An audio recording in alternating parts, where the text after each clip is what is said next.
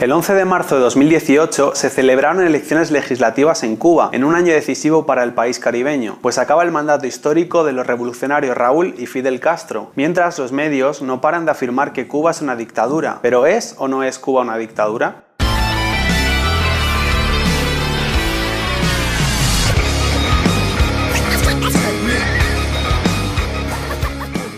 Cuba fue una colonia del Reino de España desde el siglo XVI. Durante el siglo XIX, con el auge de los nacionalismos, Cuba experimentó fuertes movimientos independentistas sofocados con gran crudeza por la corona borbónica, hasta el punto de que se exterminó al 20% de la población de la isla. Dentro de estos movimientos de liberación nacional, destacó la iniciada por el poeta de ideología liberal José Martí, creador del Partido Revolucionario Cubano en 1895. Al contrario de lo que la gente piensa, son en los postulados de José Martí en los que se basa el sistema electoral cubano actual, ya que este teorizó sobre la necesidad de un único partido que aglutinase y cohesionase al país. Cuba conseguiría su independencia en 1902, pero la joven república estaría supeditada en efectos prácticos a su vecino del norte, Estados Unidos, que ocuparía militar y financieramente la isla. En los 40 habría procesos democráticos inspirados en la constitución de la Segunda República Española. Este proceso acabaría con la llegada de la dictadura de Fulgencio Batista en los años 50, cuando Cuba se llenaría de casinos, trata de mujeres, drogas y mafias como la de Meyer Lansky. Fulgencio Batista contaba con un ejército de 80.000 hombres, pero la corrupción y su despotismo provocaría que 20 exiliados, levantados en Sierra Maestra, tumbasen su dictadura, comenzando así el gobierno revolucionario de Cuba, encarnado por los hermanos Raúl y Fidel Castro.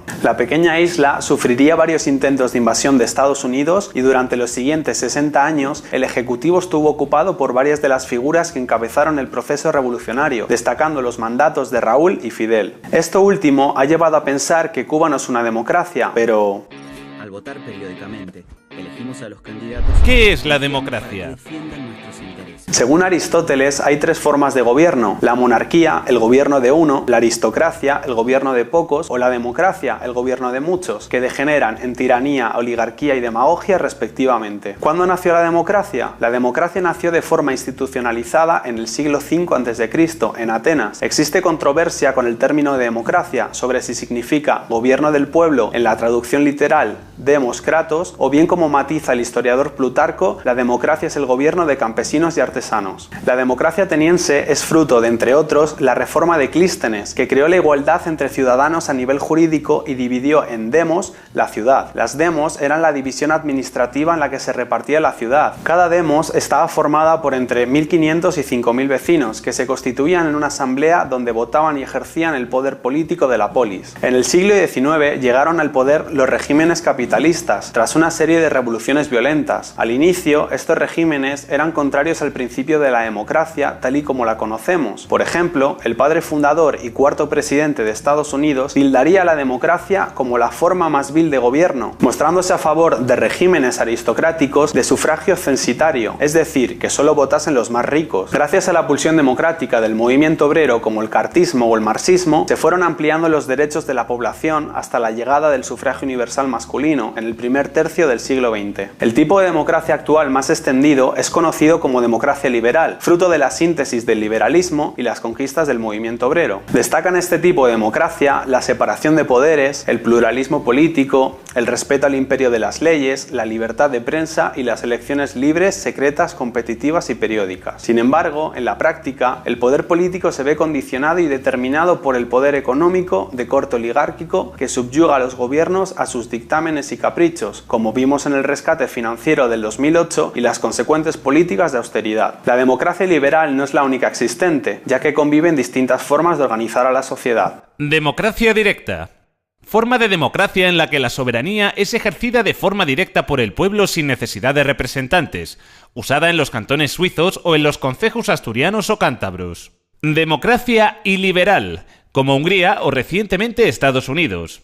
En ella no existe una amplia separación de poderes y se basa en centrar el sistema de gobierno en una autoridad o jefe en la que se destaca la fe de su capacidad personal a la que se le atribuyen rasgos heroicos, con ligeros toques de culto a la personalidad y soluciones rápidas que se saltan a moldarse a los preceptos constitucionales. Sin embargo, concluyó la primera etapa de las elecciones. ¿Qué tipo de sistema hay en Cuba?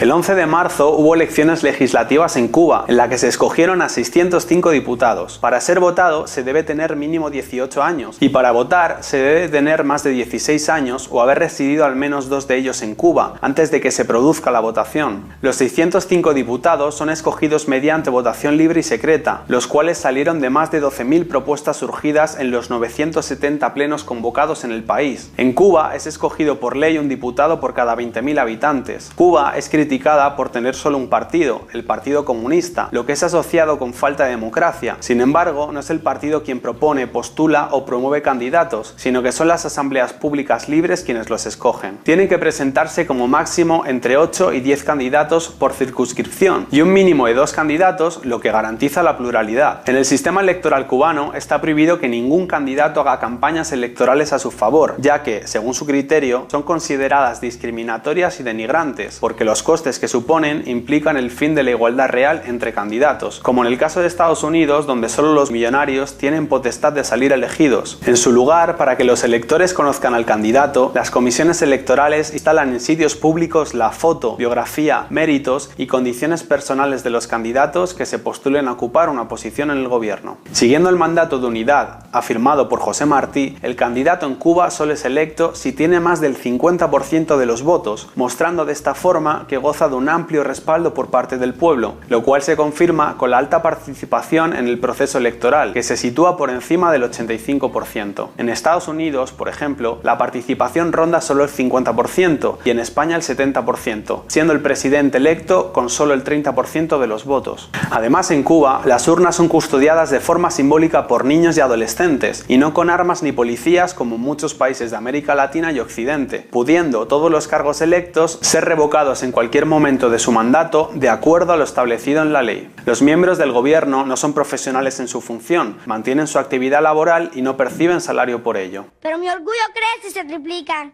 No podría ser de otra forma. He sido seleccionada para representar a mi ciénaga en el tercer congreso de mi organización de pioneros, donde podré expresar libremente mis criterios. Eso sí es democracia. Eso sí son derechos humanos. Los mercenarios del norte se pasan la vida hablando de su democracia y de sus derechos humanos y de otras cosas que todavía yo no entiendo muy bien. De derechos humanos podemos hablar nosotros los niños cubanos. Con todo esto, ¿podemos hablar de que un país controlado por las élites económicas es democrático? ¿Se puede afirmar que otro en el que los diputados son electos por asambleas populares y voto directo es una dictadura? No todo es blanco y negro, siempre hay grises de por medio. Como siempre, no dejes que nadie piense por ti e investiga por tu propia cuenta. Jugando a la democracia y el pueblo que en su desgracia se acabara de morir y seguir de modo cruel sin cuidarse ni la forma con el robo como norma y en eso llegó Fidel y se acabó la diversión, llegó el comandante y mandó a parar y se acabó la diversión, llegó el comandante y mandó a parar.